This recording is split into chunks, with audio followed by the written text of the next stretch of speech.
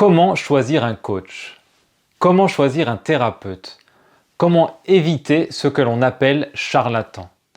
Face à l'offre pléthorique d'aidants potentiels, vous vous êtes peut-être déjà senti un peu perdu au moment de choisir un professionnel pour vous accompagner dans une période délicate.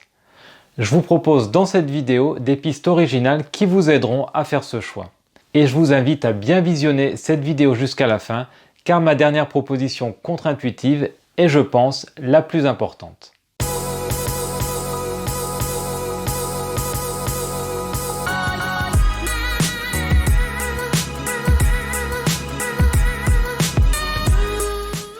Bonjour, je suis Xavier Aliro, coach et fondateur de l'Utopiste. J'accompagne les personnes dans la transformation concrète de leur quotidien par la reconnexion à leurs aspirations profondes.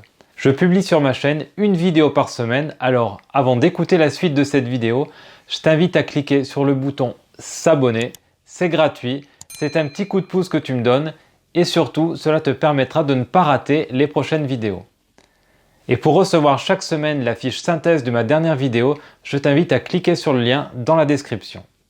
Alors, vous avez une problématique à régler, un passage de vie délicat à traverser, un choix compliqué à faire, une prise de poste stressante ou encore vous sentez que vous n'avancez pas dans votre vie et vous ressentez le besoin de vous faire accompagner. Vous vous trouvez déjà face à un premier choix qui est quel accompagnateur choisir. Aujourd'hui, il existe une offre pléthorique d'accompagnateurs potentiels. Psychologues, hypnothérapeutes, bioénergéticiens, mentors, consultants, kinésiologues, médiateurs ou encore coachs. C'est à la fois une richesse incroyable, mais le risque, c'est de se trouver aussi un peu démuni face à cette abondance. Mon but n'est pas aujourd'hui de vous détailler chacune de ces pratiques qui ne répondent d'ailleurs pas aux mêmes attentes. Ma thématique du jour est plutôt, une fois le type d'accompagnement choisi, comment choisir la bonne personne. Pour vous aider à répondre à la première question, coach ou thérapeute, je vous invite à visionner une vidéo que j'ai déjà faite sur ce sujet. Le lien est dans la description en dessous de cette vidéo ou juste ici. Une fois ce premier choix effectué, les choses ne se simplifient pas vraiment. Je vous propose aujourd'hui de considérer le cas où votre choix se porte sur le coaching. Quel coach choisir? Même si la plupart de mes propositions pourront aussi s'appliquer pour faire le choix d'un thérapeute ou d'un autre type d'accompagnateur. Si vous visionnez cette vidéo, vous avez probablement déjà remarqué qu'il existe de nombreux articles sur Internet ou encore d'autres vidéos qui proposent des conseils pour choisir un coach. Les recommandations les plus couramment données sont très pragmatiques et ont plus vocation à vous rassurer qu'à vous faire vibrer. Choisissez un coach certifié, membre de telle fédération, supervisé, qui publie sa charte éthique sur son site, etc. Si de tels conseils sont mis en avant, c'est qu'aujourd'hui, tout le monde peut se déclarer coach sans avoir été formé. Du coup, parmi toutes les personnes qui se nomment coach, il y a aussi des formateurs, des consultants, des mentors, des thérapeutes et même des charlatans. Je m'amuse un peu à employer ce mot, mais ça me semble important de clarifier les choses. Dans chaque émission grand public traitant du coaching, le mot coach est associé à charlatan potentiel. Et c'est le cas aussi pour beaucoup de thérapies. Ceci est lié au fait, je vous disais, que tout le monde peut librement s'autoproclamer coach. Une chose est sûre, cela crée de la confusion sur ce qu'est véritablement ce métier. Donc ce n'est bénéfique ni pour les vrais coachs certifiés qui réellement pratiquent le coaching, ni pour les potentiels clients qui cherchent à faire leur choix. Mais je pense qu'il faut en finir avec cette dénomination de charlatan. Un charlatan, c'est une personne dont l'intention est d'exploiter la crédulité des gens en se faisant passer pour ce qu'il n'est pas. Un thérapeute lambda qui se nomme aussi coach, une personne qui se définit comme coach de vie et qui s'appuie uniquement sur son expérience de vie et quelques formations courtes dans le domaine du développement personnel, n'est pas dans cette posture d'exploiter la crédulité des gens. Dans le pire des cas, ces personnes utilisent le mot coach, j'allais dire presque par ignorance, sans vraiment savoir ce qu'est le coaching, ou par opportunité pour surfer sur la vague. Et ils font tout autre chose que du coaching professionnel. Mais ils ont véritablement l'envie d'aider, l'envie d'apporter quelque chose aux autres.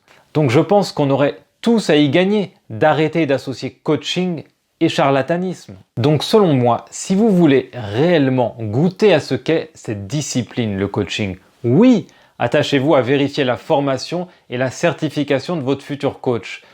Mais si vous cherchez à vous faire accompagner et que vous atterrissez par exemple sur le site d'un coach de vie non certifié ni bien formé, et que ce qu'il présente sur son site ou dans ses vidéos vibre fort pour vous, pourquoi hésiter?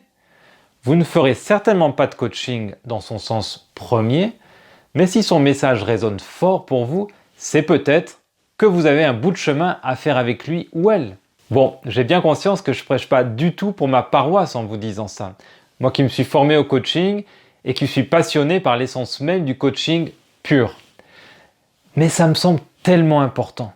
Et surtout, ça fait le lien avec mon point suivant qui est à mon sens le point central.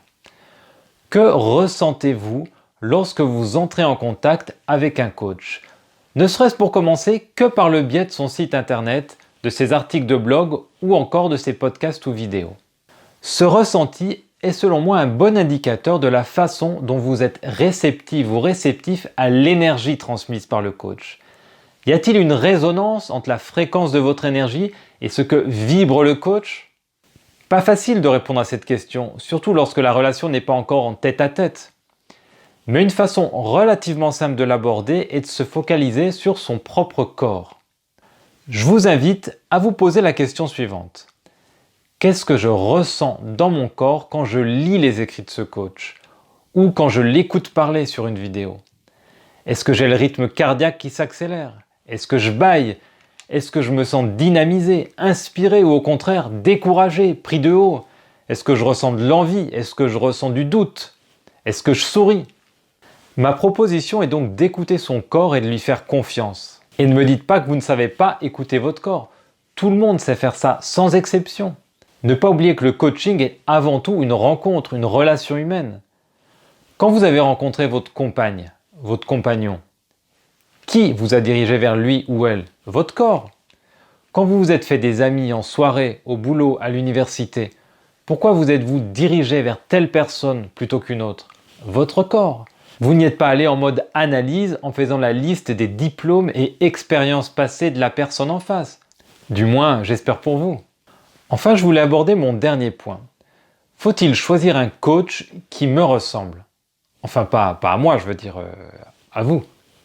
Personnellement, quand j'ai cherché un coach pour la première fois, j'étais en quête de mon clone. Je cherchais un coach qui avait une expérience professionnelle similaire à la mienne. Je me disais, lui au moins il me comprendra. Et je me rends compte que certains articles de blog ou vidéos qui traitent de la même question vont dans ce sens. Et invitent par exemple à trouver quelqu'un qui a déjà fait le chemin. Selon moi, ce conseil il est valable pour un mentor qui va ensuite vous guider sur ce même chemin, mais pas pour un coach. Un coach ne va pas vous guider sur un chemin qu'il a déjà emprunté. Il va vous accompagner à trouver le vôtre. Et cette nuance est de taille selon moi. Car si en tant que coach, je guide mes clients sur un chemin que je connais, je vais former des clones. Alors que si j'accompagne chaque client à trouver son chemin, je vais l'aider à devenir un guide. Donc ma dernière proposition contre-intuitive, c'est que cette question n'a pas vraiment d'importance. Allez vers la ressemblance si ça vous rassure. Moi aujourd'hui, j'aurais plutôt tendance à aller vers la différence. Quoi de plus riche que d'être exposé à des changements de perspective proposés par quelqu'un de très différent de soi? Allez, et en bonus, ma réponse à une dernière question qu'on me pose souvent. Faut-il choisir un coach local pour travailler en présentiel ou à distance? Encore une fois, cette question n'a que peu d'importance pour moi. L'effet coaching est tout aussi puissant en présentiel que par téléphone ou visioconférence. Pour moi, l'essentiel est vraiment de faire un choix énergétique plutôt que géographique. À la semaine prochaine, on parlera des bénéfices à arrêter de se comparer aux autres.